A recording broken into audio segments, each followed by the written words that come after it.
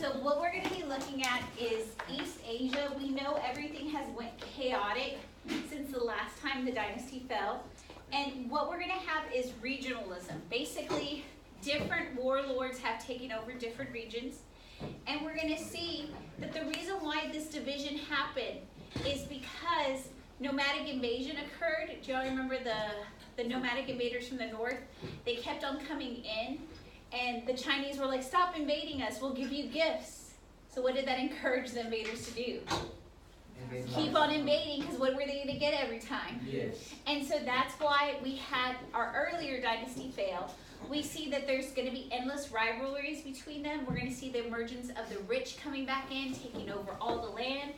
The bureaucracy, the government declining. So what's going to happen to education? It's going to decline. We're going to see the decline of Confucianism because people were like, well, Confucianism didn't solve our problems.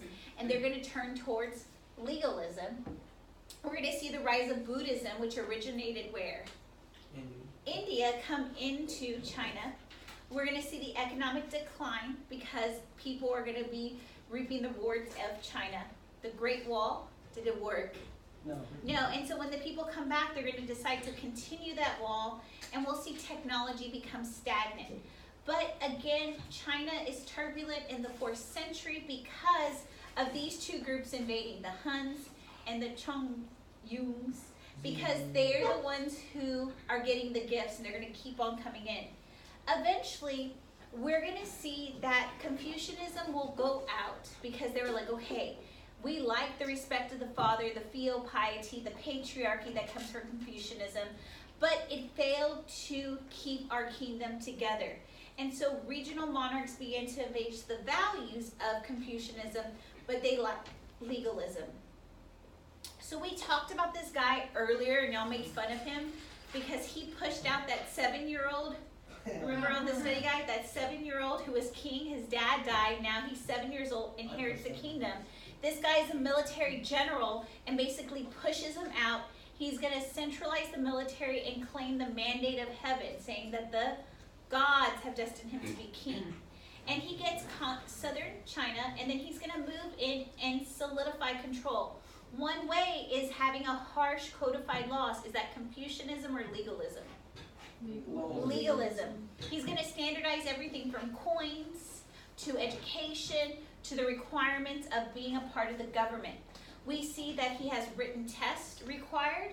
We see the civil service exam comes back in, and we see that they do massive building projects. These building projects are going to cost a lot of what? Currency. Money, and this is going to lead to higher taxes, which eventually leads to what group rebelling? The poor. One of the biggest things, and I said you're going to see this on your test, is the building of this canal. A canal connects two waterways. You all know Panama Canal connects the Atlantic and the Pacific. This is basically going to connect the Yellow River and the Yangtze River. And it allows for transport of crops. And in southern China, they're going to make rice. In northern China, they're going to make millet. If we could exchange our foods, what happens to our diet? It gets better, and then our stomachs are fuller. What's going to happen to our population? Our population's going to blow up, and we're going to see China is going to become massive at this time. We're going to see more industrial cities. I don't think I can see the future. Okay, we're going to see, you will definitely see this on your test with one of the documents we'll do next time, so we're going to wait for the band kids to do the documents. The Sui dynasty will eventually fail because of the high taxes. What group is going to rebel? The peasants, the poor. They revolt, and then the Sui emperor is assassinated. So now the next dynasty is the Tang. Eventually we'll have a song, and we'll memorize all the dynasties in an order. Okay, it is going to be very powerful and productive because of this guy. This guy, he's actually very ruthless. He's the second born son, so should he be king? No. So he kills his brother. Okay, so now he's the firstborn son, so what can he become? And then he moves his dad aside and becomes king. Okay, so he is a military general, and he will come to power, and he's going to do a lot of things that people will like in China. One of the things is that he finishes the Grand Canal. We said the Grand Canal is important because we could do what with our food? Trade, swap it, and this is gonna lead to improved diet, our population increase. We're gonna see he also increases funding to roads. Well, if he's building more of the canal, increasing funding to roads, what's gonna happen to taxes? Go up, and the peasants should revolt. But he comes out with the equal field system, which we talked about earlier. That equal field system said, did everybody get the same size land? No. It's not focused. They're gonna have to deal with it, sorry guys. They have the PowerPoint too. Are you focusing it? Just focus it. That's what I'm trying to do, but it's not. Focus it better. Oh my God. Okay. Come on, Mackenzie, you got priorities. Sorry, their life's probably out of focus, so it's probably focused. Oh, Okay, it's fine. Okay. Okay, so, okay, what we're gonna see is the equal field system. Did everybody get the same amount of land? No, they didn't. No. So someone who got a lot of land, what did that say about it? It wasn't Not fertile. Someone who got a little bit of land, it Very was fertile. fertile. But this is going to lead to a popularity amongst who? The rich or the poor? The poor. The poor. And so do you think they're going to be upset about the taxes? No. Not yet. And we're going to see that land, we talked about the fertility, it's not equal in size, but proportional. So we're going to see the system will eventually fail and the hands of the land will be in the aristocrats. So the bureaucracy is going to be based off merit. So they all had to go to what type of schools? Smart. Confucian schools. Okay? So we're going to see most people got their offices because of intellect. So are we going to see some people rise from the bottom to the top? Yes. Yes. The other thing is they begin to give civil service exams for different jobs. So I'm going to look at the first one, the county seat. That's like getting a job in Ellis County. The next one is a district seat, so like maybe in North Texas. The next one is the capital. So what's the capital of Texas? Austin. That would be getting a job there. And then the last one is the Imperial Palace. So what do you think is that equivalent to? Like the White House. White House, D.C., something in Washington, D.C. So what do you think happens to the levels of those tests? Which one's the easiest? The county. The county, right? Which one's the hardest? Okay, and so this is where they're going to get the different levels of examination. We're going to see the Tang is going to go into other areas. We're going to see them go into Korea. We're eventually going to see them to go into Japan and Upper Mongolia. We're going to see at this time, only boys could take this exam. This is an example of patriarchy. Males' dominance over women. Yes. It's always. Okay, so eventually the Tang will decline because they start negotiating with outside groups for help and they won't be able to put down the rebellions. We're going to see the emperors have no power militarily, so they will just be figureheads.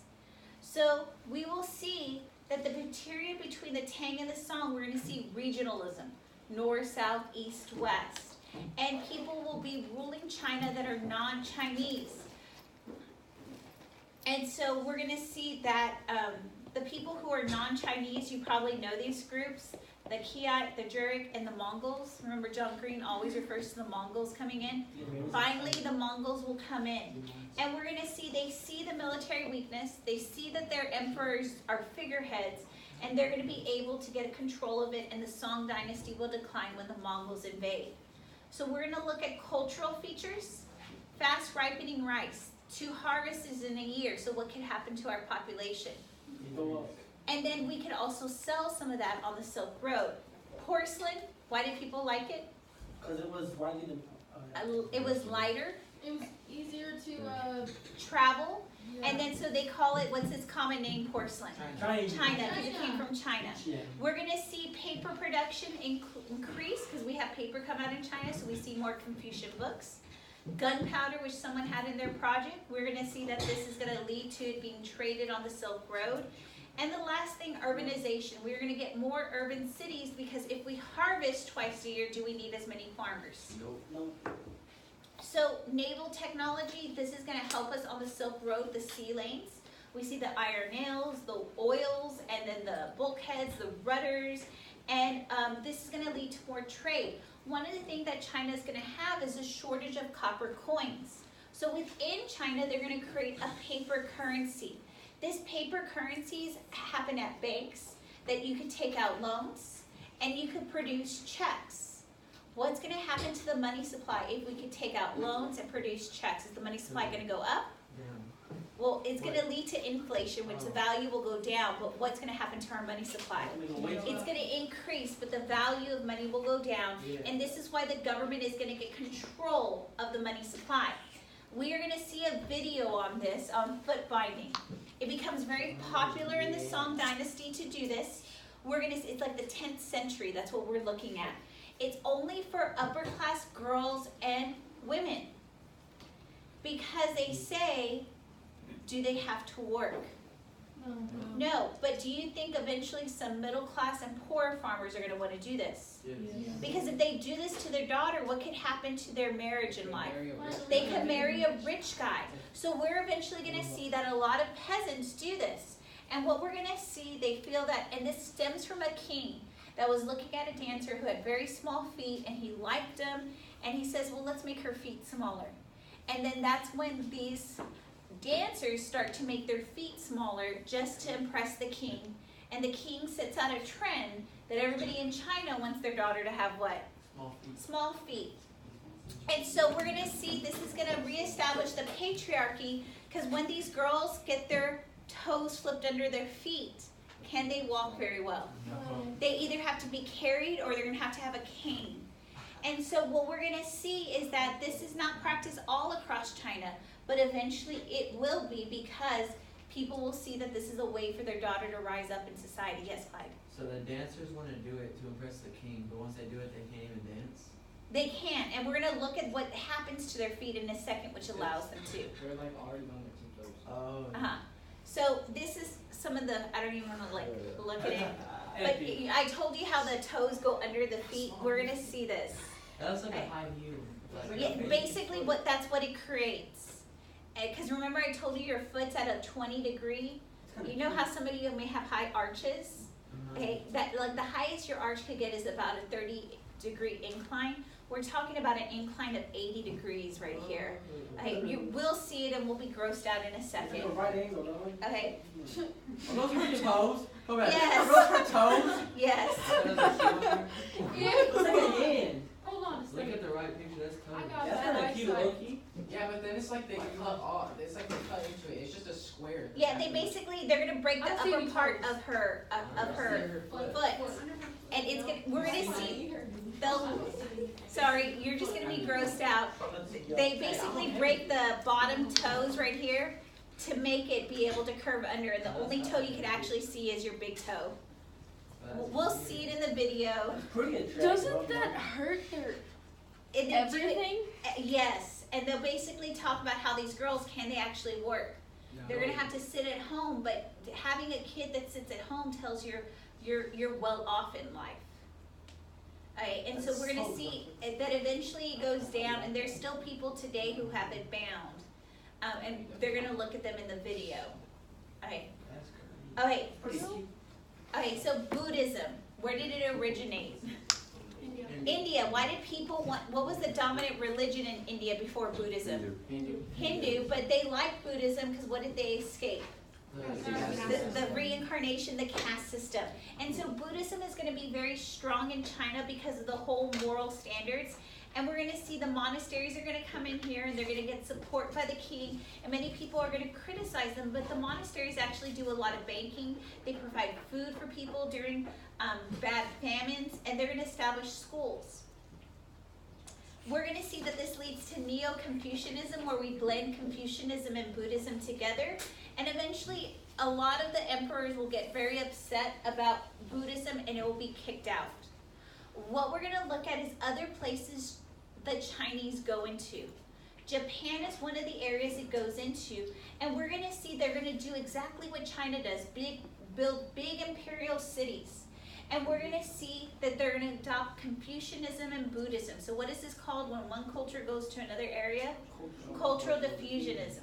And we're going to see the Han Japan, they're going to do the same thing. They're going to have emperors, but they're only ceremonial figureheads. The emperor will control the military, which we will look at in a second. And we see that they are going to do the same thing. Confucian schools, Confucian texts, Chinese literature and philosophy, and they're gonna bring in Buddhism. So basically Japan looks like what? China. We're gonna see that there's gonna be great feuds amongst two families.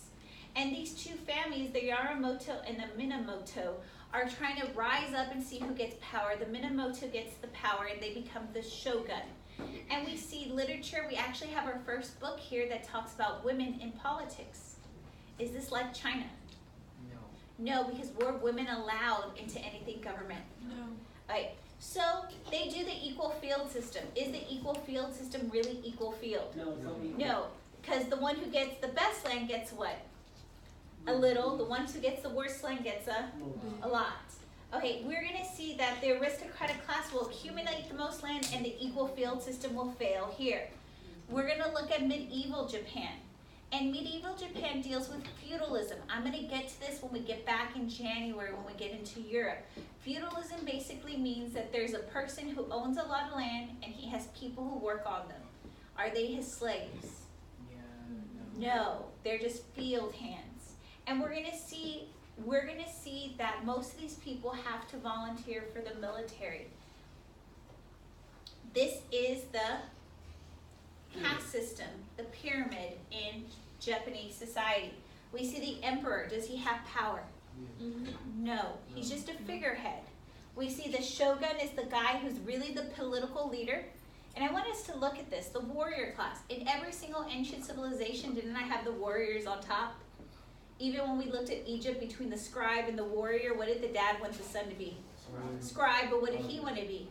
Warrior, because they were higher up. I want us to look at this bottom part. Do you see who's at the bottom? Merchants.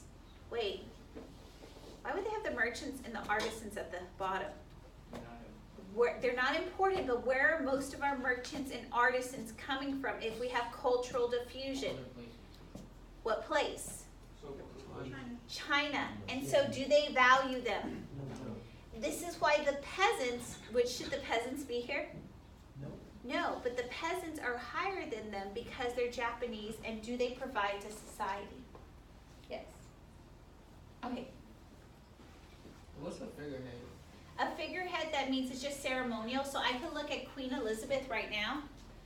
She is the Queen of England, right? Yeah. But does she really have a lot of say of what goes on in England? No. No, because it's Parliament. So Queen Elizabeth is a figurehead. Does she have power? No. Do people like to see her?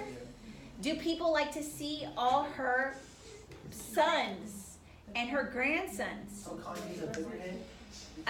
He's not elected, he's not revered, but is that relation to Queen Elizabeth and then Harry and William and then all the people that are part of the royal house? They have a lot of money, but do they rule the politics?